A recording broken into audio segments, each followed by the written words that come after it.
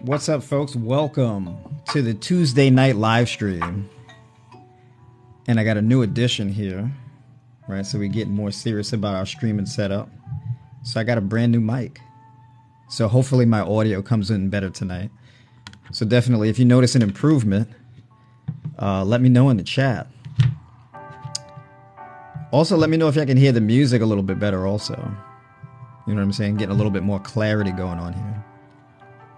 So this is the first official live stream on TikTok with the new mic. And I want to break into a video review today. Because, you know, we've heard some fear-mongering about fructose, right? We heard plenty of fear-mongering about fructose, carbs, sugar, and all of that type of stuff. Sounds much better. Nice. That's what I'm talking about. You see, I'm investing in putting on a better stream. You know what I'm saying? Upgrading the stream little by little, making the improvements, and getting ready because I'm going to actually be expanding the streaming, right? So getting the setup going where I'll be able to be a lot more effective with the live streams, because I want to do some things, right? On TikTok, I'm a bit limited. I can't really do screen sharing and all that type of stuff. But for Tribe by Noir members, it's coming. We're gonna look over peer-reviewed studies, scientific evidence, and all of that type of stuff, and get a little bit granular for those who are really interested in the science of things. And the video reviews, right? So I got a video review today of we have a new scary video about vegetables, right? So definitely gonna cover that. Donna Ann, what's going on? Welcome to the stream. Good to see you in here. Big shout out to you tuning in from Raleigh. Where's everybody tuning in from? You know, Donna Ann, thank you for the roses. Appreciate you. Oh, coming through right out the gate with the love on the stream. That's what I like. That's what I like. Big shout out to Trust, man. Always diving into the streams. Good to see you back in here. Where y'all tuning in from? Donna Ann, thank you for the weights. Getting the weights up in the stream.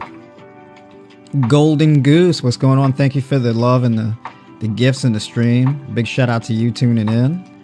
Appreciate you. Big shout out to Georgia. What's going on? I see you. So yeah, where y'all tuning in from, right? What do they call these? They call it a roll call. But yeah, welcome. Where y'all tuning in from? City, state, country, all of that. Big shout out to Richmond, Virginia. What's going on? Lewis from Richmond, Virginia. What's going on? Welcome. Welcome, folks. I'm feeling good tonight. I just finished drinking my moringa powder. Big shout out to Canada. What's going on? I see you. Trish always in the stream. Good to see you in here. Greetings from Charlotte. What's going on? Aquarius babe from Charlotte. Good to see you in here. What is BPT-CT? What is BPT? Sealy, Texas. What's going on? Big shout out to Sealy, Texas. Love the mic. It sounds so much better now, right? Like the other mic, the little lavalier-like mic. I was like, I don't know. We got to improve the audio quality on this. That's right. Lewis, I'm doing well. You know what I mean? The year is getting off to a good start. So, yeah, I'm thankful. Toronto, Ontario. What's going on? Big shout out to you. Good to see you in here. Looks good too, right? The new setup. Yeah, I got a new angle on my camera here. So, I move things around a little bit. You know what I mean? I'll be upgrading a little bit more. What I want to do is I want to simulcast to TikTok, Instagram, and YouTube. So I'm going to figure out how to do that. Is juicing beneficial even without the pulp? I asked before and it cut out. Oh, okay. Yeah, juicing is definitely very beneficial, right? I mean, especially for people without the gut health issues. I mean, for people with gut health issues, where they got to be careful about how much fiber they can consume, because an abundance of fiber may be a bit aggravating on their gut. So juicing can actually be a very good option of getting the vitamins, minerals, and amino acids without all the work of the fiber, right? So yeah, definitely. Juicing has its place. I wouldn't necessarily advise it, like, it's not like a mandatory thing where it's like, oh, I would advise everyone to juice, because not everyone has to juice. It really is circumstantial. I think most people don't really need to juice, right?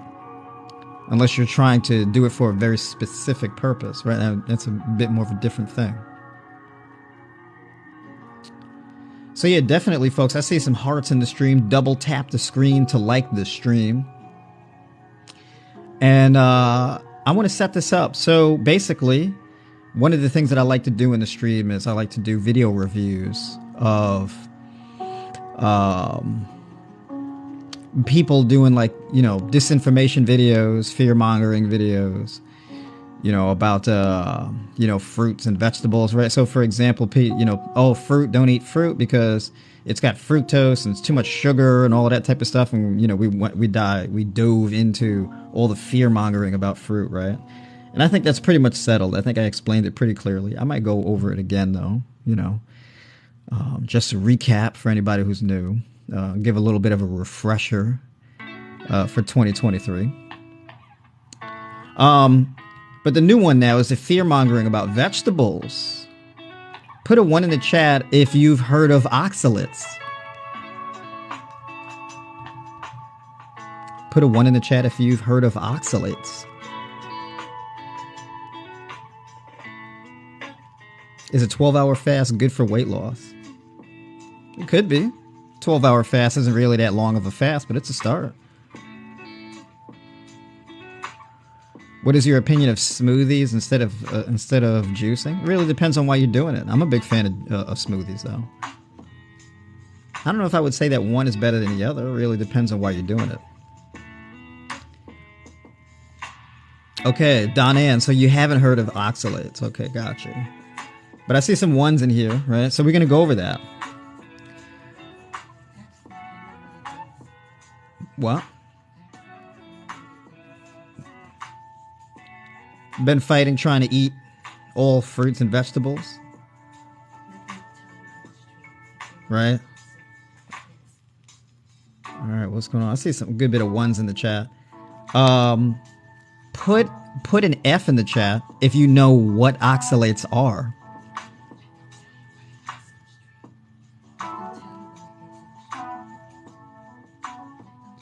I know. She's over here yelling stuff at me. All right. I have kidney stones. Oh, so this is going to be a particularly interesting video for you. Put an F in the chat if you know what oxalates are. People ask me about it sometimes. So people have heard of it, but are not really clear on what it is or what the relevance of it is. What are oxalates? I have no idea. I'm going to get into that. I'm a vegan and trying to get raw. Any recommendations? I'd probably say variety. Most of your calories on a raw vegan diet is going to come from fruits, nuts, and seeds, but mostly fruits. It's compounds in plants. True. It binds to calcium. It can bind to calcium. It most certainly can. Which actually can potentially be beneficial in certain circumstances. And I'll explain why in a sec. Wow, I should not have looked that up. All right. So, I'm going to go over this video. So, oxalates are basically a chemical compound found in plants. It's often referred to as an anti-nutrient. The term anti-nutrient is probably not a great form, right? But when they mean anti-nutrient, they basically mean something that inhibits the absorption of certain nutrients, right? Which you may want to do that. So, for example, you may want something to inhibit the absorption of iron in order to avoid having excess levels of iron absorbed into your body and in your liver, right?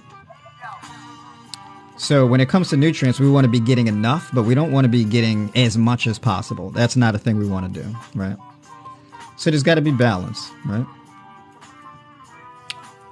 So without further ado, I'm going to get into this video. And I'm going to point out the tactics, right? So basically, whenever somebody's giving disinformation in a video, look out for the hedge, right? They'll give a hedge so that they make their claim more difficult to falsify, right? So it's kind of like if someone is like very zealously religious and they're evangelizing, right? Proselytizing to you, right? And you say, well, that doesn't really make any sense to me. I don't know if I believe that. And they say, well, it doesn't make sense to you and you won't believe it until you have the Holy Spirit, right? The Holy Spirit is the hedge. So if you understand and you buy into the thing and you believe in it, well, you're smart and you're on the right track. If you don't believe or buy into it, well, it's because you're missing this thing that allows you to understand it and believe in it. It's a personal failing, right? It's a flaw. That's the hedge, right? Or I'm going to tell you radical claims and you won't be able to find evidence for the claims that I'm giving you because there's no evidence for it yet because nobody else really knows about it except me and a handful of other people. But we're being suppressed, right? So this is a way of making your claim more difficult to falsify, right? So we're going to see a little bit of that in this video. And what we're going to do is also when someone is making broad, extravagant claims and disinformation, they leave a lot of things out, right? Which we like to call lying by omission, or they're very vague in the claim, right? So they'll use terms like a lot or extreme or in abundance, which these words aren't inherently bad. But if you don't get granular or be specific and put things into a mathematical term at all, right? It's just vague, right? Like the term too much, right? Eating too much fruit is bad. Well, eating too much of anything is bad, right? Even getting too much oxygen is bad. It doesn't really tell us much. So how much is too much? And when they don't give an answer to that question, then everything they're saying isn't really that meaningful because they're not quantifying the statement. So it's nearly impossible to falsify because they're not really sticking to a very specific claim. So anyways, I'm going to get into this, and when I start playing it, just let me know if you need me to turn it up because you can't hear what he's saying, all right? So we're going to get into it here. Oxalate is the worst dietary plant toxin, and in this video, you'll learn why. Okay, can y'all hear that clearly? Put a 1 in the chat if you can hear that. All right, put a 1 in the chat if y'all can hear that. And if y'all need me to turn it up, I'll turn it up.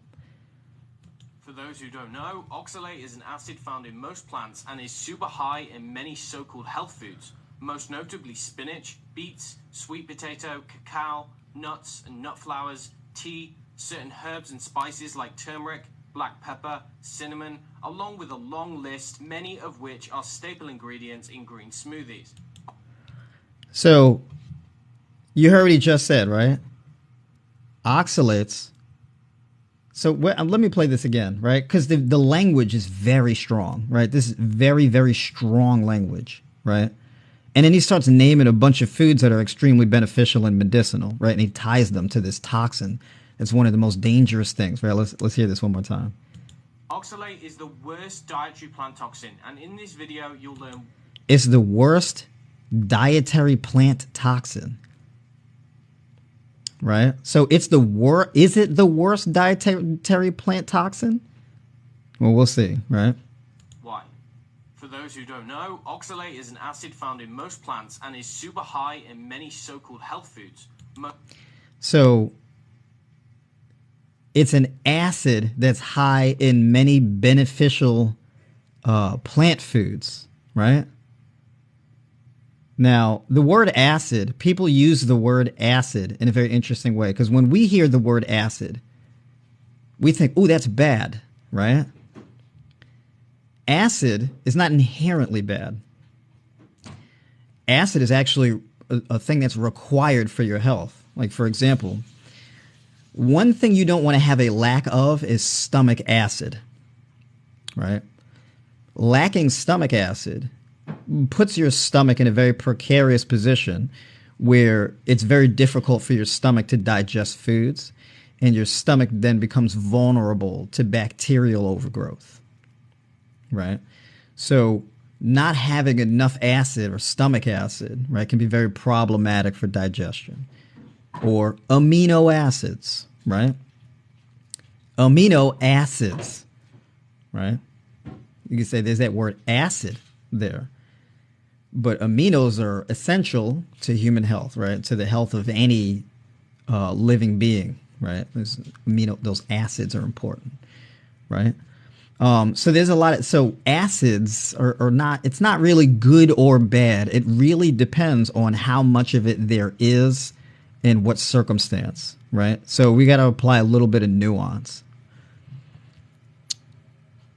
Man, I'm confused. My doctor said stay away from oxalates, right? So this is, so when you say, so when your doctor says stay away from oxalates, well, that doesn't really tell us much. Like, all oxalates? Should you try to avoid a certain amount of oxalates? Be specific, right?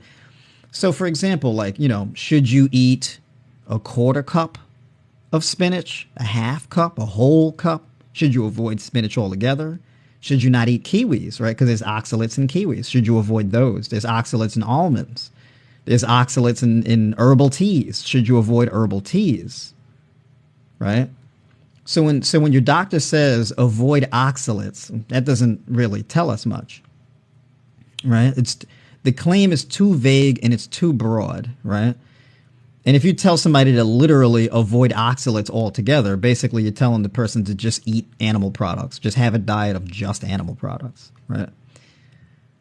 So if he's not telling you to eat a diet of just animal products, well, then that means oxalates are okay. So which one is it, right? So this is why you have to be specific. So when your doctor says stay away from oxalates, this is kind of like a lazy phoning it in, right? I would never tell somebody that because too much of the claim is too broad and it's too vague. It's not helpful. It's like me telling you, hey, stay away from risk. It's not helpful. I eat spinach 3 times a week, no problems. In moderation. Well, I mean, the beautiful thing about in moderation is that most people think that all the things that they do are in moderation, right? So, like, what is moderation, right? That's kind of like a thing that's when we say moderation. Well, how do we know that we're eating a particular thing in moderation? Like, how do we know, right? By the way, let me know how your shoulder's doing. Welcome back to the stream. All right. Most notably spinach, beets, sweet potato, cacao, nuts and nut flowers, tea, certain herbs and spices like turmeric, black pepper, cinnamon, along with a long... So basically all of the things that he mentioned are like very important foods for like metabolic health, like reversing insulin resistance, improving insulin sensitivity, improving the function of your pancreas. These are foods that he mentioned that are loaded with things that are antioxidants, which really protect your cells from cellular damage. These are things that protect your lungs, your vascular system. These are things that help to regulate and normalize your blood pressure. Right? These are things that contain chemical compounds that improve mental health and all of this type of stuff. And what he's doing is he's taking all of these extremely beneficial foods and attaching them to oxalates, right? That's in poor form to do that, right? Because it's a guilt by association tactic. You're taking some of the most healthy, beneficial foods and you're attaching them to something that you just said was an extremely dangerous plant chemical, right? So not great. All right, so let's go. List, many of which are staple ingredients in green smoothies. Oxalate is worse than lectins, phytates, glycoalkaloids, goitrogens, saponins, cyanogenic glycosides, and any other plant defense chemical. All of the things. So he basically names a bunch of chemicals found in plants that can be beneficial to human health. But the thing is that if he can name a whole bunch of things that sound scientific, he can lend credibility to what he's saying, right? So when he says lectins, right? Some people fearmonger about lectins, right? Or phytates, right? I mean, what kind of phytates, right? It's kind of like how much, right? But he can just say it, right? So it's so this tactic is kind of like a gish gallop, but not really. But you know, if you can list a whole bunch of things, it adds the intensity, like phytates, lectins. You can like throw in all of these things, and it adds to the scariness, right? But it's not granular enough. It's not specific enough. I'm not going to harp on that too much, but it's a thing to look out for when somebody's trying to load their language a lot. They're trying to appeal to a specific emotion in people, right? Okay, let's continue. Things I just mentioned are toxins found in plant foods, most of which serve as a chemical defense mechanism against herbivores. Ultimately, their toxicity serves to protect the plant. And whilst many of those... So, spinach or cacao or sweet potato, they have these dangerous chemical compounds that kill herbivores. The problem is, if herbivores are designed to only eat plants, then why would their primary food source contain chemicals that are designed to kill them? Seems kind of weird, right? It's like nature has designed the food that it is designated for you to eat to kill you. Does nature really work like that? That's kind of like deer or gazelle are equipped to kill the predators that try and eat them. Doesn't really happen that way, right? So now basically we're going to see if he actually provides any evidence, right? So first of all, let me be upfront. Oxalates can be toxic if you eat enough. The problem is they're not really designed to kill herbivores. They can kill insects, but they're not really designed to kill herbivores, right? Because the herbivore is not going to be eating enough for it to actually be dangerous. And human beings don't have the capacity to eat enough food to accumulate the amount of oxalates needed to kill human beings. So these are chemical compounds that he says, and I'm gonna because he debunks himself later on in the video, right? So he kind of messes himself up, and I'm gonna point this out. But what he's saying is that, so being that, you know, these plants, they can't get up and run from predators and all of that type of stuff, so they have these chemicals that defend them from predators. But the thing is that the only way that the defense against predators actually works is if the predator kills and consumes you. Well, it's not really good at defending you, is it? Right? It's not really much of a defense if it only works when they eat you, right? But anyways, let's continue. Those plant toxins have been known to cause autoimmune conditions, thyroid conditions, gut inflammation, and a host of other different diseases. So he flashed some screenshots on the screen. If I was sharing my screen, you'd be able to see that. But the screenshots hone in on like very, very specific sentences, but you don't really know what the source is or anything like that. Now, what's interesting, too, is that when I looked in the description of this video, this is a major red flag for me. Because he left screenshots to specific sentences, but they flash really quickly, so they're not on the screen long enough for you to read them. But in the description of his video, he doesn't cite any scientific sources for any of the claims he's making. So why would you flash screenshots as a means to pretend as though you're showing scientific sources for your claims, but you don't cite them in the description of the video? So It's kind of like if you flash it for less than a second, but you don't actually leave a link to the citation in the description, it seems like you don't really have much of an interest in people actually reading up on the data that supports the claim you're making. Who am I talking about? This YouTube channel is called EO Nutrition. All right, so I'm going to continue. Oxalate tops the list. And there's a couple of reasons why I think it is the most dangerous. The first reason is because unlike those other plant toxins, oxalate accumulates in the body.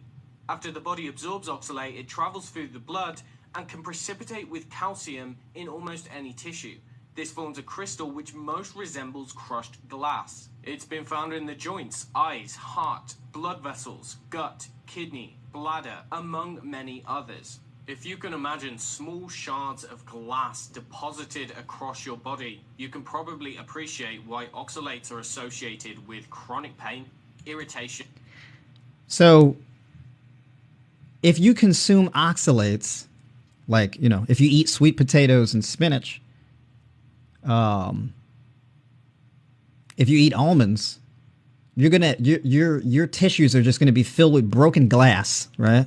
This is the claim he's alluding to. He's not outright saying that, but he's implying it, right? So he's trying to scare the crap out of his audience, I guess, to scare him out of eating spinach or sweet potato. Apparently, right? You eat sweet potato, you're gonna have your body is gonna be filled with oxalates that are going to bind to calcium and then form broken glass in all all of your body, right? So your body is just going to be packed with broken glass everywhere, right? So you're just going to be a bag of broken glass, right? If you eat sweet potatoes, right? So the claim sounds ridiculous on its face, but it can be terrifying to people who don't recognize the tactics, right? Now, what he leaves out, and he leaves out, so the lying by omission thing that I was going over with the other video reviews that I did. Oxalates are water soluble, which means that they don't inherently accumulate in your body, at least not to any significant degree, right? Now, do they accumulate in your body? Well, everything by default accumulates in your body if you put enough, right? Like if you eat enough vitamin C rich foods, vitamin C will accumulate in your body, right? But then also vitamin C leaves your body because it's water soluble. And the things that are water soluble leave your body very quickly. So they don't accumulate over any length of time because they're water soluble. So for example, and I looked this up, right? So if you eat a meal that's high in oxalates, right?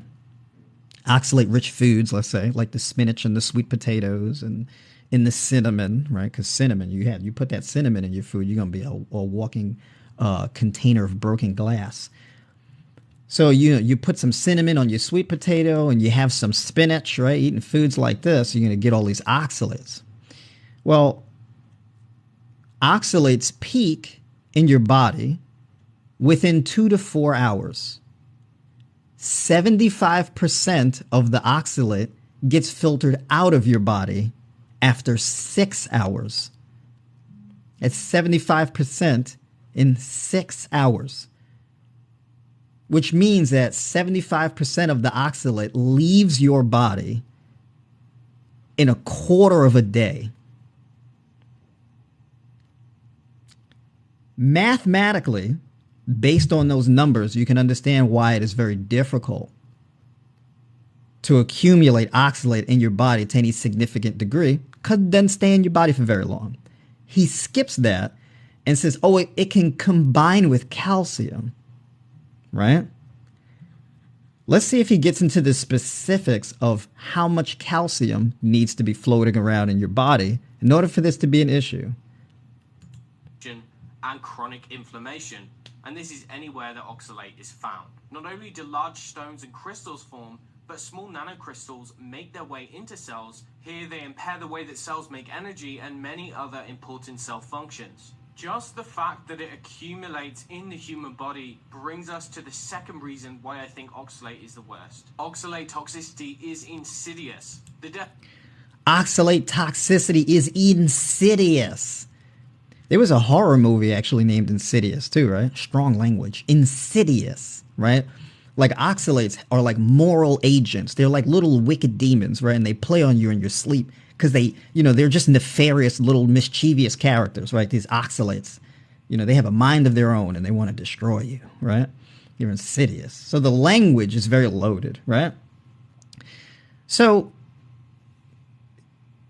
he stakes a lot of his argument on oxalate binding to calcium, but he doesn't get into the details of how that actually happens, right? What he won't tell you is that the plant-based foods that are the highest in oxalate also are the highest in things like iron and calcium, right? So the oxalate binds to the calcium in the foods in order to prevent the excess absorption of calcium, right? Then there's this thing called fiber. Now, fiber binds to the oxalate as well as the calcium and the excess minerals in the foods and pulls it through your digestive tract. Now, the fiber, especially insoluble fiber, expands as it moves through your digestive tract, and it acts as a sponge to pull in excess things in order to avoid them from entering your cells. This is very inconvenient for his narrative, so he's not going to dive into the details of that. So in order to form this broken glass, right, that he's talking about, how much calcium is required for that to actually happen, and does he have any scientific studies that show that this is actually a serious issue? Doesn't provide any evidence for that. So there's not really a whole lot of granular evidence that he provided, but there's a lot of emotionally loaded language about insidious and broken glass and stored in tissues, and you can imagine how terrible broken glass is in your body, right? So it's meant to horrify you, but it doesn't really do a good job of informing you of exactly how any of this stuff works and how much of a problem it actually is and how to avoid the issue. But anyways, we'll continue here. Let me catch up with these comments right quick. I'm 14 days raw vegan. I'm excited. Nice. That's what I'm talking about. Getting into it. So much misinformation out there. I know. See, this is why I try not to load my language. I try not to do all this emotional loading of my language because it's very manipulative. So I'm very scientific and granular. And this is why. So you got to watch out for this type of stuff, how you can tell it's misinformation. Yeah, I had a terrific baked purple sweet potato, which was delicious tonight. You better be careful. You're going to be a walking bag of broken glass. Positive CC68. Thank you for the rose. Appreciate you. Yeah, the scare tactics, right? Be afraid. Be very afraid of sweet potatoes and spinach. That nefarious, evil spinach. You make fruit look so good.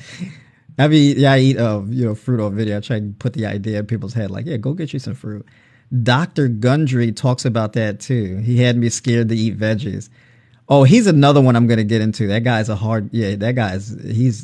of the stuff he says is wild.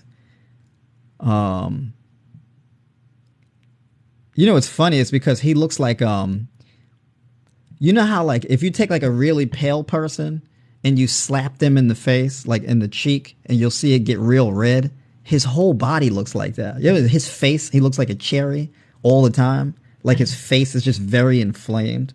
Like he just looks like he has like high blood pressure and cholesterol to like a deadly degree all the time.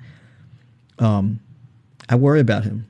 I'm very concerned. I don't think a human being should look like inflammation. I don't know. Butterfly in the sky. Thank you for the 5 roses. Appreciate you. Yeah, it's a strong marketing. Yeah, right. You can get people to buy into stuff.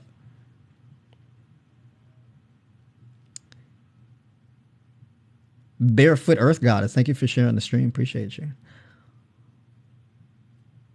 I've learned so much from you. Keep it. Oh, I appreciate that. Thank you. Trying to inform the folks.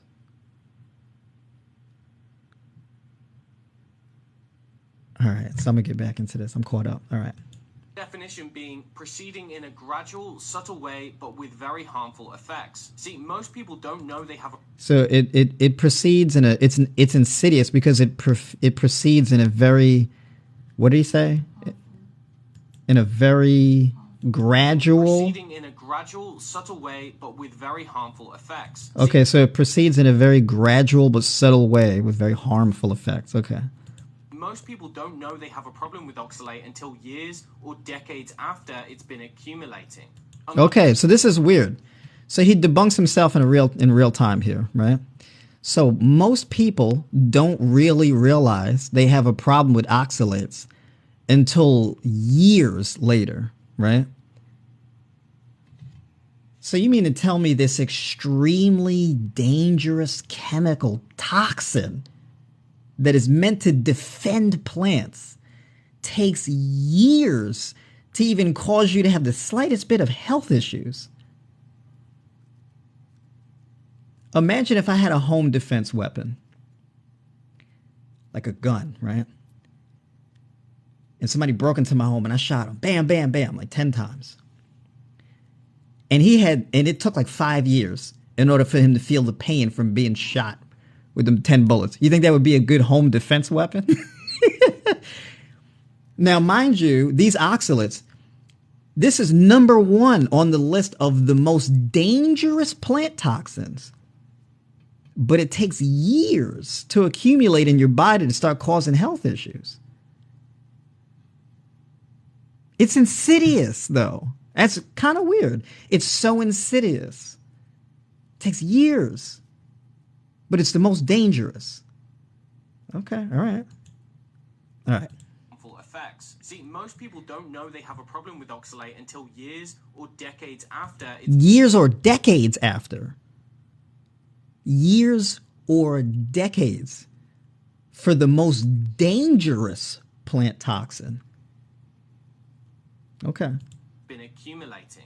Unlike the other plant toxins, which can oftentimes produce immediate reactions in people, whether it's their digestive system, So the other plant toxins can actually cause more immediate effects, but those aren't the most dangerous. So the most dangerous one is the one that takes the longest to present negative effects, not the one that actually debilitates your health the quickest.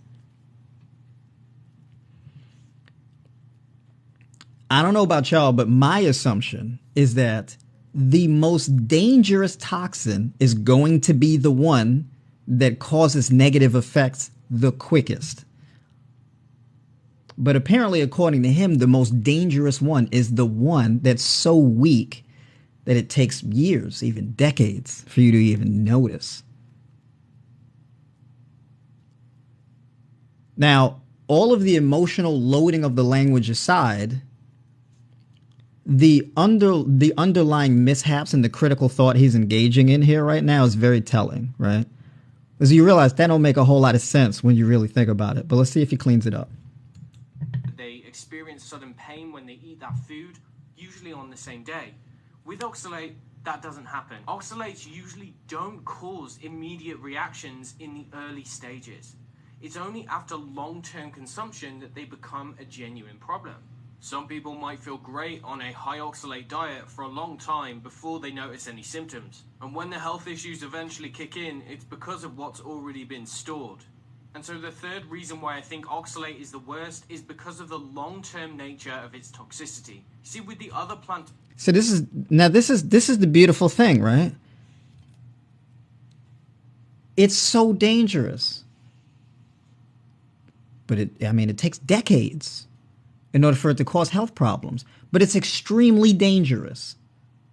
It takes decades to cause health problems. Now, there are things that take decades to cause health problems. Like, so for example, saturated fat, right? Cooking with oil. But y'all never heard me on the stream saying these are the most dangerous things. Right? I don't need to load my language like that. Now, when you want to talk about accumulation of something in your body, the things that are the most likely to accumulate in your body are fat soluble, not water soluble. Right? So, and an example of that is obesity, right? Fat accumulating in your body over a period of decades. Yeah, obesity, right? But water-soluble things don't accumulate in your body over decades, right? So for example, let's say I ate a grapefruit. I had 2 grapefruits today. So I'm in an abundance of I'm in an abundance of vitamin C.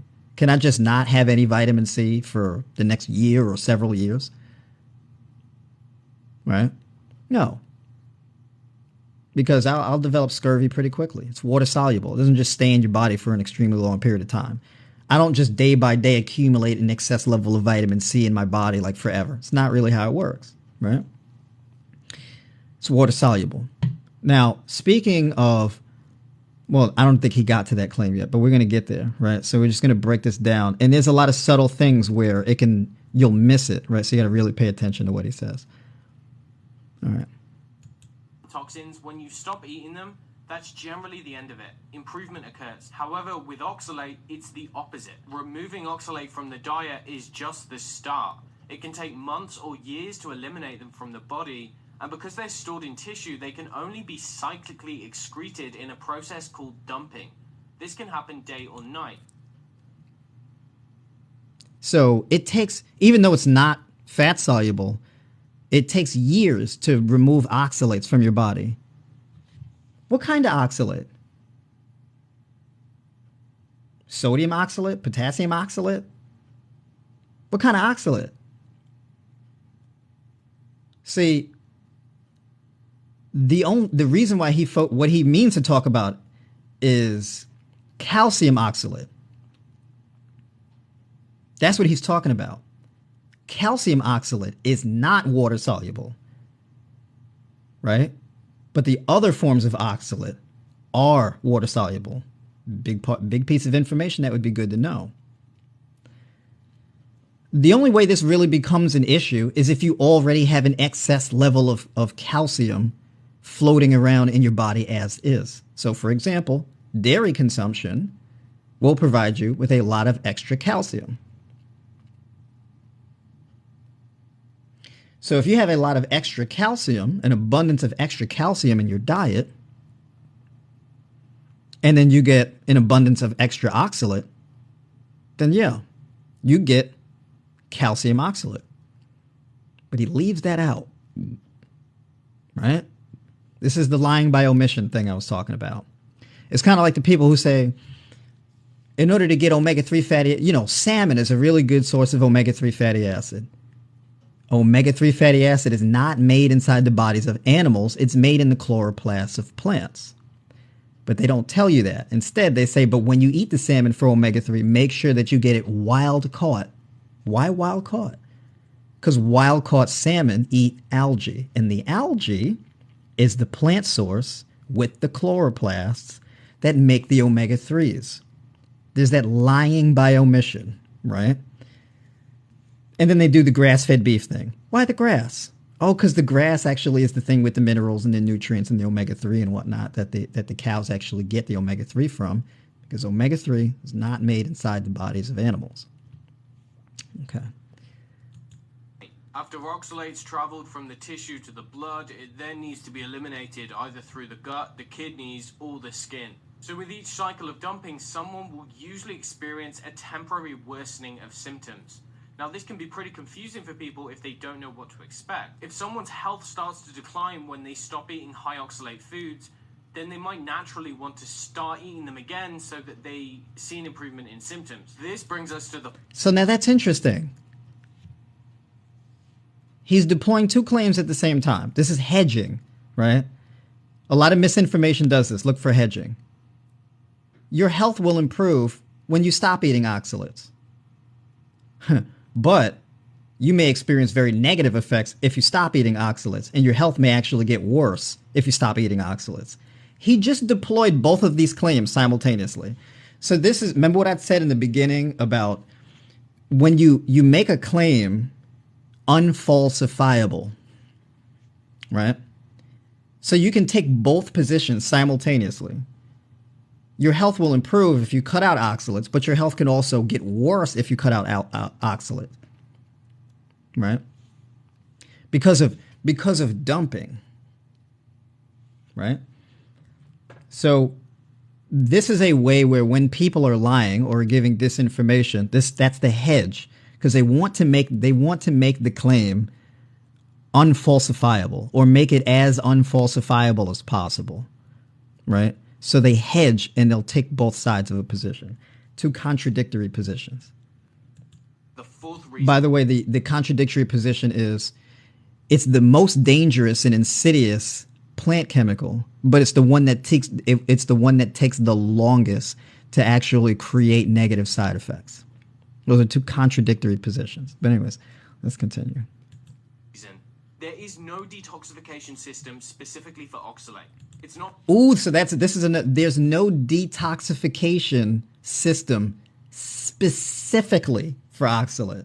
That's the catch, right? Technically, that statement's true, right? It's kind of like there's no specific system. Well, what do you mean by specific system for oxalates? You mean like a system that only deals with oxalates and nothing else? Is that what he means? Because there's nothing else in the body that's like that, right? Every system in your body is multi-purposed, right? So technically, he's correct. But in the spirit, it's not true. Now, in straight terms, what is the system that actually filters out oxalates from your body? Your lymphatic system. Now, your lymphatic system filters out other toxins besides oxalates. So technically, your lymphatic system isn't exclusively designed just for oxalates. But it does help filter out oxalates from your body. So this is the wording, right, of you get away with making a statement, and it's technically true, but it's a misleading statement. Not processed or metabolized by the liver like other toxins can be. Excretion from the body literally involves carrying it out. And on the way up... Carrying it out through the lymphatic system. Okay. It can irritate the tissues where it's coming from and passing through. An example being the gut, where it might cause pain or diarrhea. The urine, where it can trigger kidney stones, bladder pain, irritation, and urinary tract infection. Or the skin and the eyes, where it can cause rashes, inflammation, gritty eyes, or conjunctivitis. The fifth reason... Now, he says it can cause these things, right? Kind of like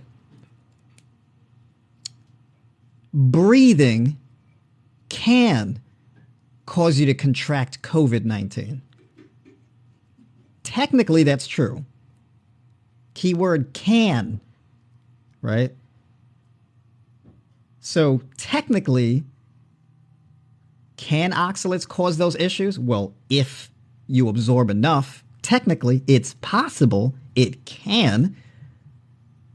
Is there much of a likelihood to that happening? No. And he doesn't claim that it's likely either, which is why he says it takes years and even decades to develop any kind of symptoms. He's not willing to take a hard position on oxalates. So the thing that's interesting is he's not taking a hard position on oxalates, but he's also simultaneously emotionally loading his language as if he is. This is brilliant propaganda. This is actually very intelligently done, right? So this is also kind of, this takes a little bit of media literacy to understand. So this is very good propaganda, right? I have a bit of an eye for propaganda, right? So this type of stuff really interests me when I catch on to it. Because nutrition misinformation is very prevalent in our society. And so when I do these videos, really pay very close attention to how I'm explaining it, because you'll see it, what I'm talking about. Is that oxalate problems are so difficult to identify with conventional tests, given the excretion from the... So you heard that? It's also very difficult to identify. This is another way of making his claim unfalsifiable. Because the thing is, if you can't find evidence to what he's saying, well, it's because it's very difficult to detect through conventional tests. Right? So it's kind of like God exists. You just can't see him. But in order to really know him and know he exists, you got to have the Holy Spirit, right? It's a way of making your claim unfalsifiable. I'm not making an atheist argument. I'm just saying that is the argumentation that's being used, right? So this is a means to hedge and not take a hard position and be able to give yourself an out so you can make your claims more unfalsifiable, right? So let's go back. The fifth reason is that oxalate problems are so difficult to identify with conventional tests. Given that excretion from the body is cyclic, urine tests are inaccurate because oxalate might only be high in the urine on a few days out of every month at very specific times. So your body will be loaded up with all of this oxalate, but it's difficult to test through conventional tests as opposed to unconventional tests. What are those unconventional tests? Does he say? Because it's so difficult to identify, most practitioners don't even think it's a problem because they don't have any data to work from. And perhaps the worst thing of all is that most practitioners, whether conventional or alternative, don't even believe that oxalate causes a problem. So most people who are like nutritionists, conventional nutritionists, or unconventional nutritionists, most of them don't even believe it's a problem. And they can't find any evidence that it's a problem. So him having a lack of evidence to support his claim, well, it's because they're just not able to find the things that I found, because I'm unique from all of them. I have the secrets that all of these other people who disagree with me don't have. Right? Basically what he's saying is, I don't have any evidence for what I'm saying, and the medical community doesn't believe what I'm saying either. But it's not because what I'm saying is not true. It's not because I don't have the evidence. It's just because the evidence is really hard to find. But if the evidence is really hard to find, then how are you so sure you're correct? That probably stems from the fact that most of the research has focused on kidney stones only. Researchers erroneously believe that oxalate can only damage the kidneys, despite there being evidence for oxalate accumulation in multiple other organs and tissues. So he just cited an article from Healthline rather than an actual peer-reviewed study. Let me go catch up with y'all in the comments here.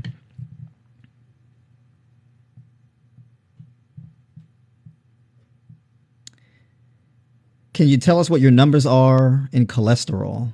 Well, I would have to go and get a cholesterol test and get my cholesterol tested to know that. Let's see. Thanks, very, very important information. You're right. It is connecting now. What are my thoughts on almonds? I think almonds are great. Let's see. Almonds are very water intensive, but they're great. I guarantee your cholesterol is low. Well, I'm assuming my cholesterol is pretty good. I don't have any reason to assume it's not.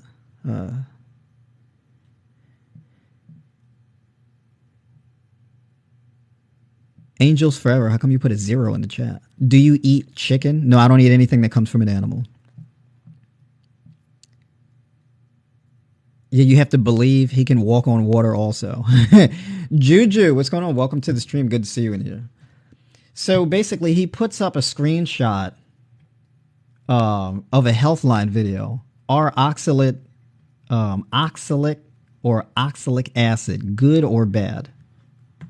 Okay, so basically he points to a blog, which Healthline does put out some pretty accurate information sometimes, but a lot of it is like op-eds. So sometimes there's a little bit of lying by omission. Sometimes there's not. So you really got to put the stuff under a bit of scrutiny in order to know how legit it is. There's a lack of tension in research science. This filters down into... So he then let's see, he points out another blog. And this is... Oh, Andrew Well, MD. I guess it's this guy who's a doctor, or is he a doctor? I don't know. Because these people will put like doctor in their name or like MD in their name. And they'll end up being like a chiropractor or like a general practitioner, but they're not like a nutritionist or anything like that. So they got like some type of blog or whatever, but I don't know. So he's just posting like these quick screenshots of like these people's blogs. But the interesting is, why would he go through the trouble of posting screenshots of these blogs and these little snippets, but he doesn't leave links to any scientific peer-reviewed studies in the description of the video? It would be a lot easier to put the link in the description of the video than it would be to add in the screenshots into the video, right? A bit odd. It seems like, well, I mean, if you want to go through the trouble of putting the screenshots as a means of providing evidence, just leave the link in the description. The doctor's office, where most doctors don't even know that there's a potential problem to look out for. For this reason, the vast majority of cases go missed. So to recap, the reasons why I think oxalate is the most dangerous is not only because it's cumulative, not only because it doesn't cause symptoms to begin with, but actually only when the body has stored a lot of it. It also has to do with the fact that it goes stealth. Like, no one really even knows about it. There's no way to properly test for it. There's barely any research, but we know from the testimonial of tens of thousands of individuals, this is a real thing, and this does affect people. So for these reasons, I think that it's probably one of the most overlooked. So there's no evidence. There's no evidence, or not much evidence, whatever that means. And obviously isn't really much evidence, because he's not linking to any of the evidence that he's basing any of these claims on. But he is going to point to the tens of thousands of testimonials. So self-reporting. Here's the interesting thing. How are these tens of thousands of people finding out that their problem is oxalates when conventional tests can't even find that oxalates are the problem? You see how he's debunking himself in real time? So this is the stuff you got to catch out for. This is why like media literacy is like very important. So, I mean, look, I don't like to call names, but the guy's a liar. I don't know what to tell you. The dude doing a lot of lying in the video. And there's a lot of contradictions. There's a lot of emotional manipulation and loading of language. Lack of evidence for any of the claims he's making, right? So this is it. I'm actually going to pre-record a video breaking this down, and kind of getting more into the media literacy, because this type of stuff doesn't help. And the reason why these types of videos are insidious to me, and I dislike people who do this, is because I've never come across a problem who has chronic health conditions because they eat too much vegetables. The fact of the matter is that here in the Western world, your average person who lives in the Western world gets about 10 to 15 grams of fiber per day. If you're getting 10 to 15 grams of fiber per day, that means that you barely eat any vegetables at all. Right? So,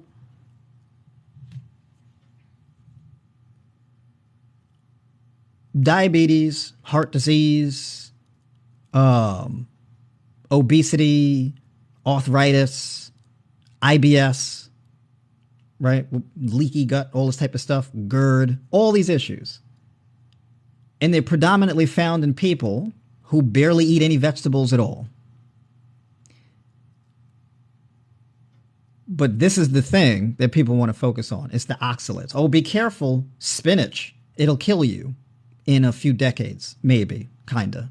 But there's not really any evidence for that claim. But it's insidious because it creates broken glass in your body. Not really much evidence to support that. But it's insidious. And it's the most dangerous plant toxin. I mean, sure, there's other plant toxins that cause illnesses a lot quicker. But this is the most dangerous one. The one that takes the most amount of time to actually present any negative side effects. You see how this stuff doesn't add up, right? So yeah, I just felt like covering that. And basically pointing out, when you look at these videos, you hear these claims that people make, watch out for stuff like that. Are they providing an abundance of evidence for the things that they're saying? Is there a logical consistency? Are they hedging? Right? Are they taking both sides of the argument? Well, it's really dangerous and it's a really big problem, but there ain't really much evidence for it. You can't really test for it. But there's tens of thousands of just regular old people who know that they have this problem, but the actual medical community don't even know it's a problem, and they don't have any conventional ways of really efficiently testing for these problems. But the people who aren't even testing for it because they don't have laboratories and they don't actually have the tests and the facilities to run the tests, but they know that the oxalates are the problem. It's a tough sell. There's a lot of inconsistencies there. It's a story that's very hard to believe. It's not very durable at all, right? So, there's another video I wanted to do with some guy, and he decided to go to the grocery store and buy a bunch of butter, and he was like, for like the next 10 days or the next week or something, I'm just gonna eat like 100 grams of, what do you say? 100 grams of saturated fat and butter or something like that, 10,000 grams of butter or something. He's just going to eat a bunch of butter for a week or something. So I'm probably going to cover that on Thursday because he shows his blood test result after doing the whole butter diet, right? Long story short, the blood test results didn't really help his argument, right? I couldn't believe that he actually showed his blood test result after doing what he did to his body. So that should be fun. So I'm going to go over that on Thursday. So yeah, that's just a quick short stream that I wanted to cover. And I'll catch up with y'all in the comments and then sign off and try to get to bed at a decent time. All right, so let's see. His cholesterol must have went through the roof. Yeah, particularly his LDL.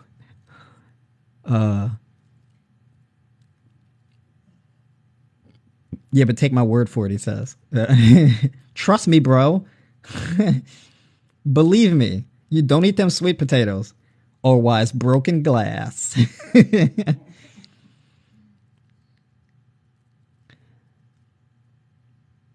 Big shout out to my lady Happy Healthing in the stream. Hello, boo-boo. Do you eat seeds, less fruits? Do I eat seeds, less fruits? You mean seedless fruits? I mean, I eat both. I eat fruit with seeds and without seeds. There ain't really much fruits without seeds, though.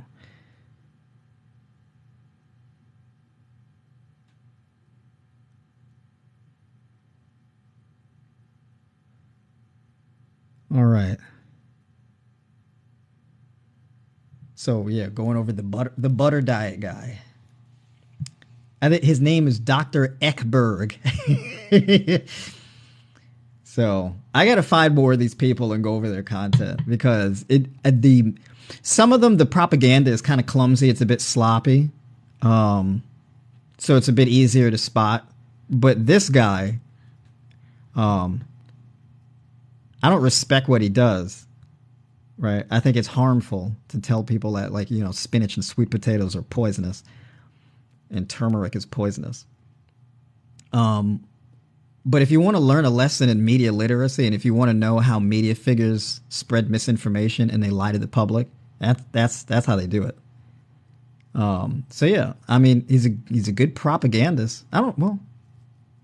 There's probably better, but it's difficult to spin the tales that he's spinning. So I mean, yeah, the sensationalism, right? To appeal. So a lot of this video was to appeal to fear, right? I try not to do that because I don't want to manipulate people. So this is why I get very nerdy and granular, because I don't want it to be emotionally manipulative. So we're just going to talk about the science. We're just going to talk about the facts. I don't want to get into all of this broken glass, insidious, and post all these horrifying screenshots of people in pain, right? So he's got like all of these little flash clips of people clutching the kidney and clutching the chest and clutching this and clutching that and in red, and people rubbing knees and rubbing ankles and rubbing toes and a lot of rubbing going on in the video. All the rubbing, I guess, pain, rubbing, pain, aching, grimacing people, right? Radiating things, redness, bumps, right? So a lot of emotionally loaded images on the clip while he's using very loaded and emotional language, right? So it's kind of heavy, right, on the emotional loading, but he tried it. So yeah, look out for stuff like that. Okay. Citations, okay? Citations. Look out for people making strong claims. They got to bring up citations.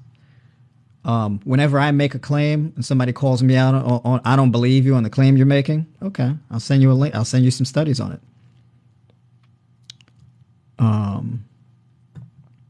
The claims that I make aren't really strong claims, though.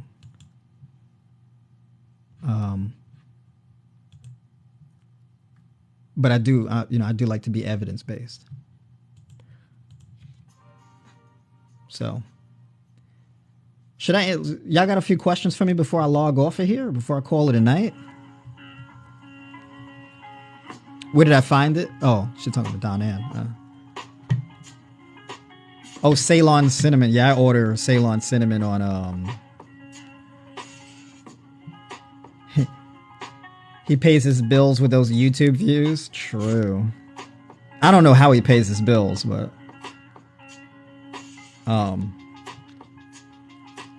he might.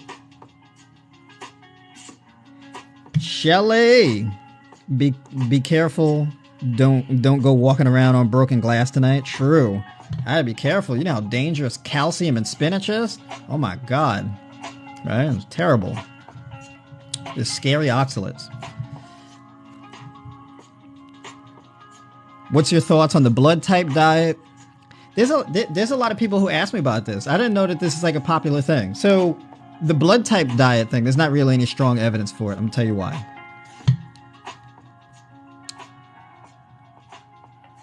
So let's say you have an island, right? And there's a select certain types of foods on the island, right?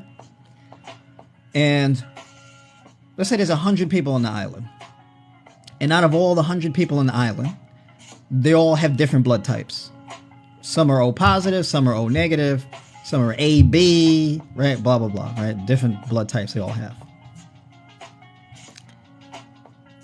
If you had to eat specific to your blood type, well, what happens when you're on the island where it doesn't have the foods that are specifically to your blood type? Well, you got to leave and find the blood type food?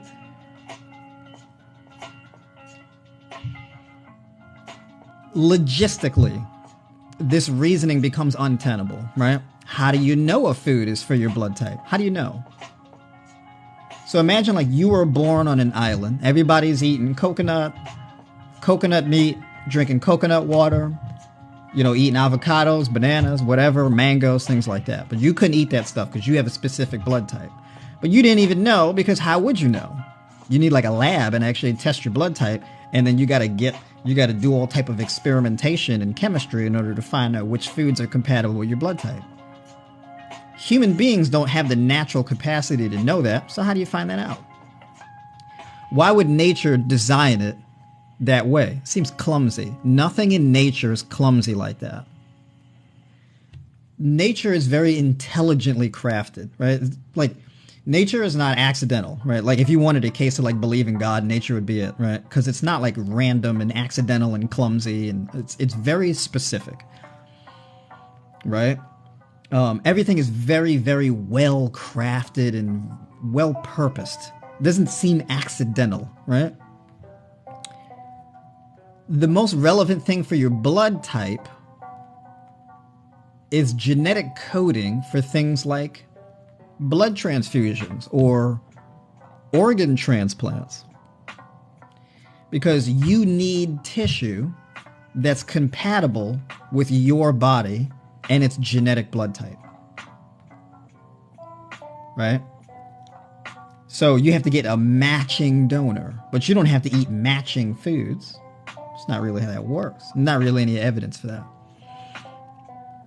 So the blood type thing, I don't really invest much stock into it, right? And I haven't seen much evidence in it that really shows like, oh yeah, you got to eat according to your blood type, right? It's a great gimmick, right? It's a great gimmick. Like, let's say you have a person, they're desperate for answers, and everything they've done so far hasn't worked, and somebody comes out with a thing like, oh, because you're not eating the right foods for you. and everything they've done so far hasn't worked, and somebody comes out with a thing like, oh, because you're not eating the right foods for your blood type. You go, oh, really? Well, I have this special book that's going to teach you exactly what to eat for your blood type. It's a great sales gimmick. Now, some people can say to me, like, well, you know, your whole plant-based and fruit thing, isn't that a gimmick? No. It's probably the opposite, really. Because it's just, hey, get a fruit bowl.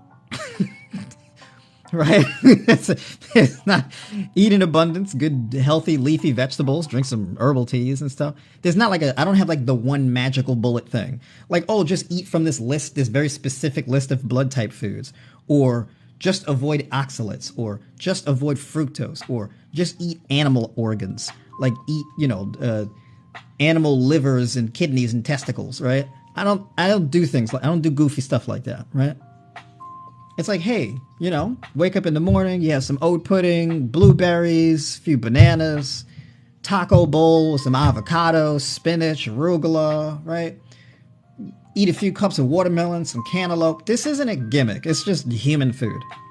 You know, right? It's not like it's just like, hey, let's take it food by food and see what are the benefits of eating this specific food. And we can tell if we look at the nutritional profile of the food. That's it.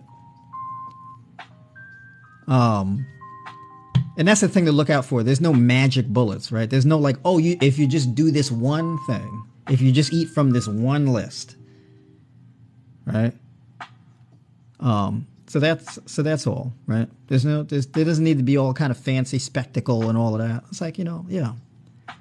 I'm not even making videos eating like rare exotic foods. I'm eating like oranges and grapefruit and like apples and grapes and stuff that's available in like Kroger or like any like regular grocery store, right? It's not flashy and gimmicky and exotic. It's just, look, this is stuff you could just, watermelon or whatever. It's probably like, you know, I'm not eating like star fruit and dragon fruit where it's going to be like, you know, one serving is, you get like $10 of fruit. You know, you got to get on a plane and hike through the Amazon in order to find a special tree to get a specific fruit. I don't do that, right? It's like, go to the grocery store, you get some fruits. Ideally, get it from the organic fruits, you know, get it from the organic aisle if you can, right? Especially if you're going to eat the skin, right? Live a more human lifestyle. I'm not on here sitting on it. You know, there was a guy, and this is a hilarious gimmick. I knew this was going to blow up. This is what I'm talking about. This is a guy called Liver King, right? And the guy, he's like this white guy, and he's always wearing a hat. I don't know, it's probably to protect from a bald spot. I don't know. He's got this big beard, and he's super, like, pink, right? Like, he's very, like, he looks like inflammation, right? He's pink. His skin is, like, very red. Like, he looks sore. Like, his skin is tender to the touch. Like, it hurts, right? He looks sunburnt, like, real burnt, like, pink, right? I stress that because you look at it and be like, that doesn't look too healthy. But he looks like He-Man, right? But with like a crazy beard, right?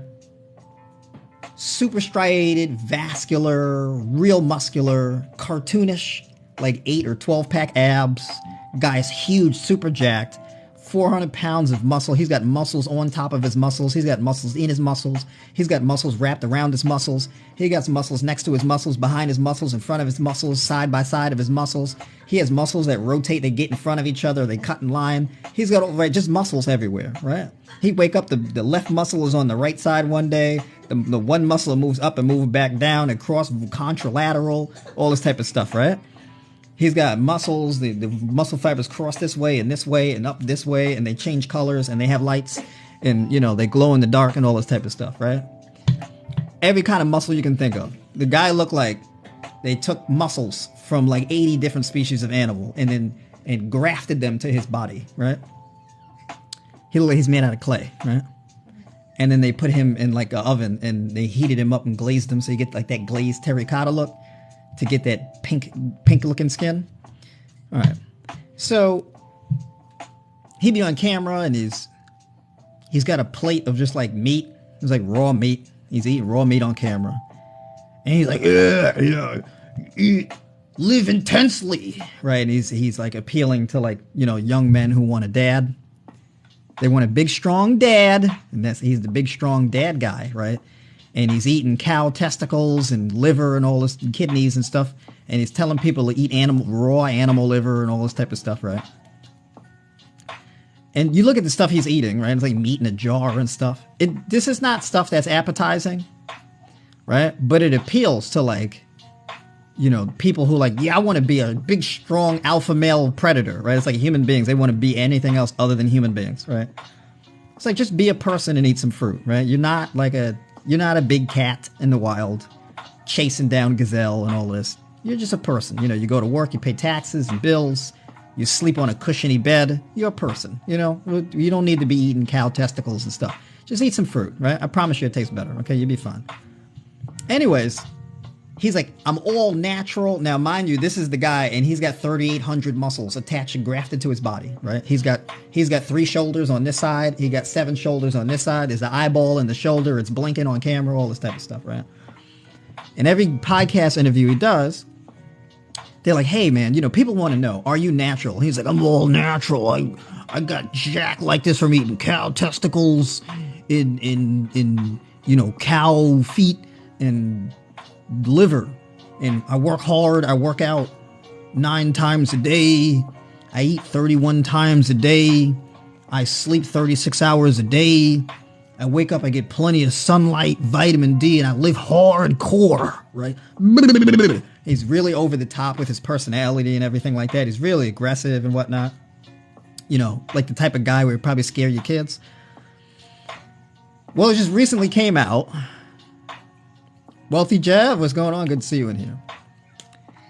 So, yak. I know, right? Dude was yacked, right? No neck. He's big, right? Oh, okay. Well, it's just, it was just recently exposed, probably like a month ago or something like that, that he was on massive amounts of steroids. Steroids on steroids, right? And he was just poking himself with all kind of needles and whatnot. So his body just floated, just tons of hormones and just roided out, right? And that pretty much blew up his brand. He had to come out and apologize. Yo, sorry. You know, I didn't even think it was going to blow up this much.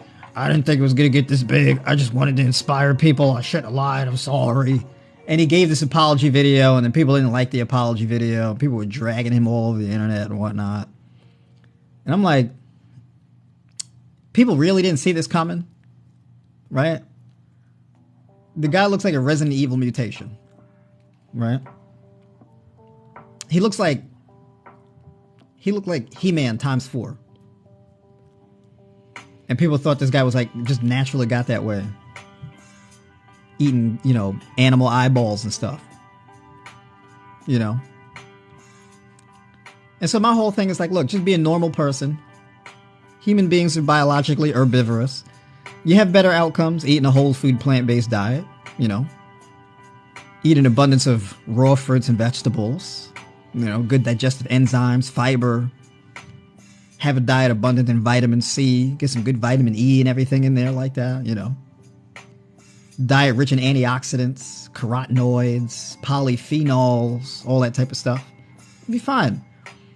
You don't need some crazy outlandish gimmick, you know, where you eat animal parts and stuff like that. You got, you know, animal body parts in a fridge and all of this, looking like a serial killer. You don't gotta do all of that. If I was on TikTok, standing outside in nature with a bowl full of meat, people are like, this guy's a lunatic. And I'm brown. You know brown people can't get away with doing stuff like that. You look crazy. Black people don't be out here doing that. We be out here eating mango and stuff. But I don't know. But in any case, so, yeah, watch out, folks. There's no magic bullets. Watch out for the gimmicks. You know, eat some fruit. You'll be fine. That's pretty much it. Nutrition is a lot more complicated than just eat some fruit, but it's a start, right? But having said that, I'll close on that note. Just be careful. Also, I think y'all can message me on DM and TikTok too. So if y'all got any recommendations for videos that you want me to do reviews for, let me know and I'll do a review. And let's see if I got space in the calendar here. I got some openings on my calendar. So if y'all want to request a consultation, You need help. You got to reverse an illness or something like that.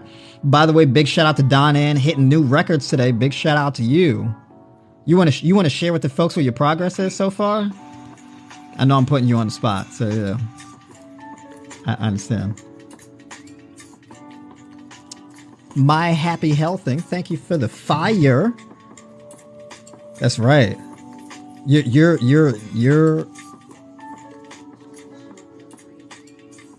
So yeah, Don Ann. So basically, 3 months ago, has it been? It hasn't been like a full 3 months yet, has it?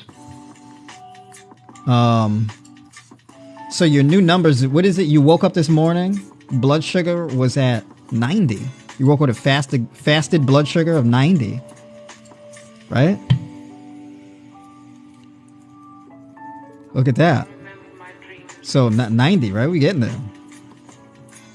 So if we can consistently pull that off of having a fasted blood sugar of 90, we get there. 3 months ago, what was your blood sugar 3 months ago? What was your fasting blood sugar 3 months ago? I'd have to scroll up to find it. Do you remember what it was 3 months ago when we first started?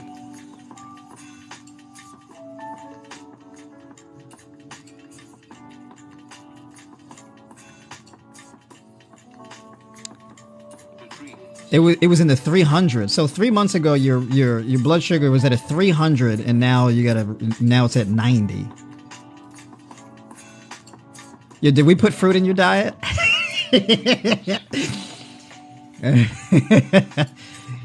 Oh, 278 to 318. Look at that.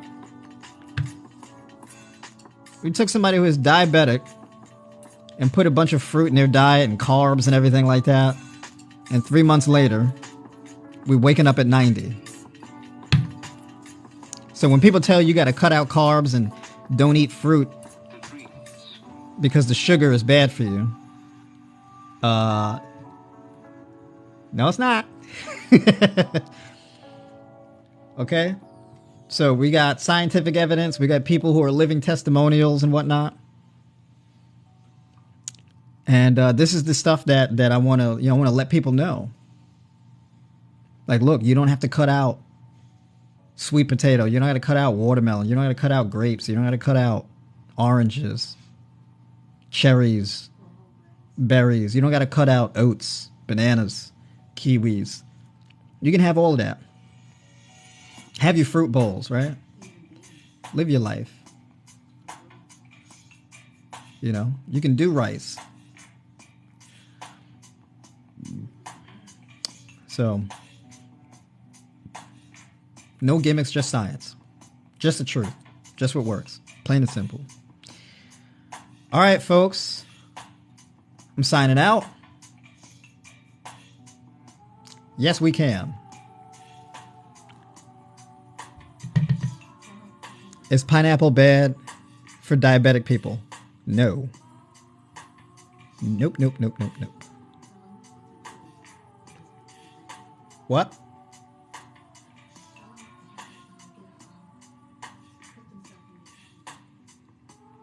Oh yeah, last but not least, if you need help reversing your diabetes, high blood pressure, anything like that, hit the link in my bio, request a free consultation, and you can pick what time you want to meet. Put yourself right on my schedule. Only thing I ask is that you show up in the Google Meet to the time you chose, because I'll be waiting. Take care, y'all. Have a good night. Get some rest.